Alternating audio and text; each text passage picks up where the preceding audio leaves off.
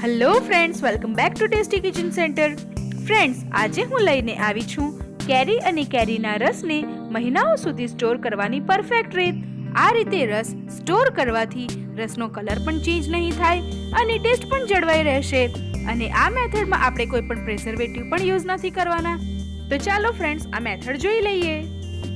અહીં મેં 5 કેરી લીધી છે. 5 કેરીને મેં સરસ રીતે ધોઈ અને સાફ કરીને રેડી કરી છે. સૌપ્રથમ આપણે કેરીનો ઉપરનો ભાગ આ રીતે કટ કરી લઈશું. હવે આપણે કેરીને 2 ભાગમાં કટ કરી લઈશું.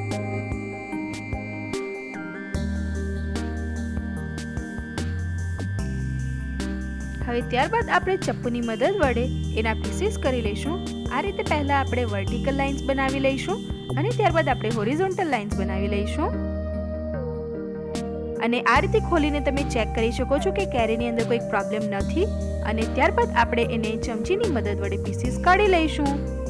નોર્મલી છાલ ઉતારવી એ ખૂબ જ અઘરું કામ લાગતું હોય છે, જ્યારે આ મેથડ એ ખૂબ જ યુઝફુલ રહેશે.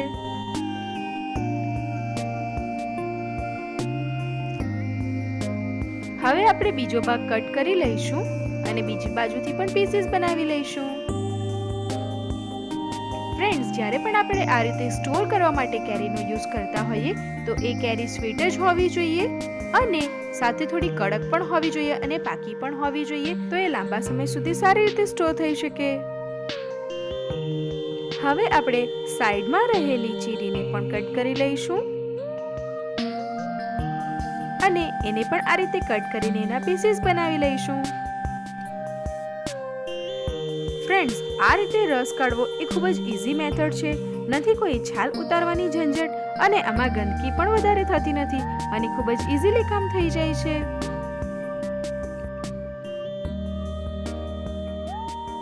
અને આ રીતે બંને બાજુથી પણ આપણા પીસીસ બનીને રેડી થઈ ગયા છે. હવે આપણે બાકી રહેલી બધી કેરીના પણ આ રીતે પીસીસ કરી લઈશું. અને આપણી બધી કેરીના પીસીસ બનીને રેડી થઈ ગયા છે. અહીં આપણે કેરીને પણ સ્ટોર કરીશું અને સાથે રસ પણ બનાવીશું, એટલે આપણે એને ઇક્વલ પાર્ટ્સમાં ડિવાઈડ કરી લઈએ. હવે એમાંથી આપણે એક પાર્ટ લઈશું અને એને મિક્સરના જારમાં નાખીને પીસી લઈશું. તમે જોયું કે અહીં આપણે વધારાના પાણીનો યુઝ કર્યો નથી. સરસ આપણો રસ બનીને રેડી થઈ ગયો છે. હવે આપણે ગળણીની મદદ વડે રસને ગાળી લઈશું.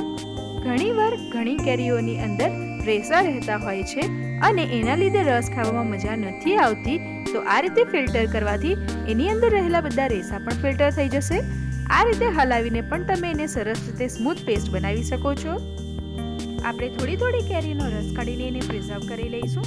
જો એક સાથે બધી કેરીનો રસ કાઢીને ત્યારબાદ આપણે પ્રિઝર્વ કરવા જઈશું તો એ ઓક્સિજન સાથે રિએક્શન કરશે અને એનું ઓક્સિડેશન થવાથી રસ કાળો પડી જશે. આપણી બધી કેરીનો રસ નીકળી ગયો છે. હવે આપણે ગોટલામાં રહેલો ઉપરનો ભાગ એને આ રીતે ચમચીની મદદ વડે કાઢી લઈશું. આપણે સહેજ પણ નથી રહેવા દીધું. સરસ રીતે ગોટલો સાફ થઈ ગયો છે. પાછળથી આપણે આ ગોટલાની અંદર રહેલી ગોટલીને કાઢીને એને સૂકવીને સરસ મુખવાસ પણ બનાવી શકીએ, તો તમે એને સૂકીને યુઝ કરી શકો છો. તો તમે જોયું ફ્રેન્ડ્સ કે આટલા બાકી રહેલા ગોટલામાંથી આપણે કેટલી બધી કેરીનો ઘર કાઢીને રેડી કર્યો છે. હવે આપણે એને ફિલ્ટર કરી લઈશું. જેમ આપણે આગળ કર્યું હતું એ જ રીતે કરીશું, એક જ ડિરેક્શન અંદર ફેરવતા જઈને. અને તમે જોઈ શકો છો ફ્રેન્ડ્સ કે આ રીતે કરવાથી આપણને કેટલા રેસા મળ્યા છે. અને આપણો ખૂબ જ સરસ અને સ્મૂથ એવો રસ બનીને રેડી થઈ ગયો છે. હવે આપણે આ રસમાં 2 ટેબલસ્પૂન જેટલી દળેલી ખાંડ ઉમેરીશું અને એને બરાબર મિક્સ કરી લઈશું. ફ્રેન્ડ્સ, અહીં જે આપણે દળેલી ખાંડ મિક્સ કરીએ છીએ એ એક પ્રિઝર્વેટિવનું વર્ક કરે છે અને એ આપણા રસના કલરને બદલાતા અટકાવે છે અને સાથે સ્વાદ પણ જાળવી રાખશે. આ રીતે બરાબર રીતે મિક્સ કરી લેવું. અહીં કેરીના રસને સ્ટોર કરવા માટે મેં ઝીપલોક બેગ લીધી છે. ઝીપલોક બેગને આ રીતે ઊંડા વાસણમાં આપણે ખોલીને મૂકી દઈશું અને ત્યારબાદ આપણે એમાં રસ ઉમેરી લઈશું તો સરળતાથી થઈ જશે. ફ્રેન્ડ્સ, જેવો તમે રસ બનાવીને રેડી કરો તેવું તરત જ એને ઝીપલોક બેગમાં ભરી લેવું, નહીંતર એ ઓક્સિડેશન થઈને કાળો થઈ જશે. અને આ રીતે આપણે ઝીપલોક બેગમાં ભરી લીધું છે. હવે આપણે ઝીપલોક બેગને બહાર કાઢી લઈશું.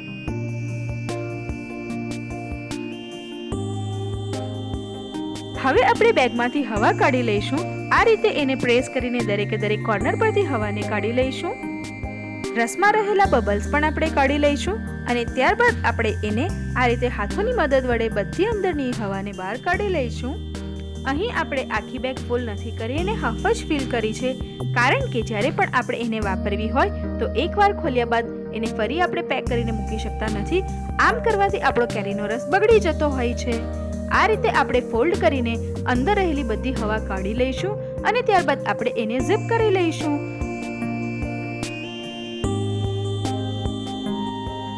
હવે આપણી પાસે જે કેરીના ટુકડા અવેલેબલ હતા એમાં આપણે ખાંડ ઉમેરી લઈશું અને એને બરાબર રીતે મિક્સ કરી લઈશું. કેરીના ટુકડાને આપણે નોર્મલી ફ્રૂટ સલાડ કે પછી કોઈ જગ્યાએ ફ્રૂટ્સની ગાર્નિશિંગમાં પણ યુઝ કરતા હોઈએ છીએ. હવે આપણે એને સેમ ઝીપલોક બેગમાં જ ફિલ કરી લઈશું. આપણે જે રીતે આગળ અંદરથી હવા કાઢી હતી એ જ રીતે અહીં પણ કરીશું. તમે જોઈ શકો છો ફ્રેન્ડ્સ કે અહીં પણ મેં ઝીપલોક બેગને હાફ જ ફિલ કરી છે અને એમાંથી આપણે આ રીતે પ્રેસ કરીને બધી જગ્યાએથી હવા કાઢી લઈશું અને ત્યારબાદ એને ફોલ્ડ કરીને એમાં રહેલી એક્સેસ હવાને પણ કાઢીને એને ઝીપલોક કરી લઈશું. તમે આને એરટાઇટ કન્ટેનરમાં પણ ભરી શકો છો. હવે આ રીતે બરાબર હવા કાઢીને આપણે એને ફોલ્ડ કરીને અંદરની રહેલી હવા કાઢી નાખીશું અને એને ઝીપલોક કરી લઈએ.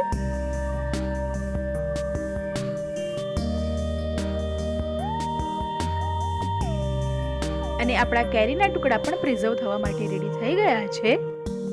તમે જોઈ શકો છો ફ્રેન્ડ્સ કે બેગમાં સહેજે એર નથી અને આ રીતે જ એને પ્રિઝર્વ કરવું. અને તમે જોઈ શકો છો ફ્રેન્ડ્સ કે આપણો કેરીનો રસ અને કેરીના ટુકડા બંને પ્રિઝર્વ થવા માટે રેડી થઈ ગયા છે. હવે આપણે એને ફ્રીઝરમાં મૂકી દઈશું અને આ બંને 1 વર્ષ માટે પ્રિઝર્વ થઈ શકે છે અને તમે એને ઈચ્છો ત્યારે યુઝ કરી શકો છો. જો તમે હજી સુધી મારી ચેનલને સબસ્ક્રાઇબ નથી કરી, સબસ્ક્રાઇબ કરવાનું ન ભૂલતા બાજુમાં રહેલા બેલ આઇકનને પ્રેસ કરો, જેથી આવનારી રેસિપીઝની નોટિફિકેશન મળતી રહે.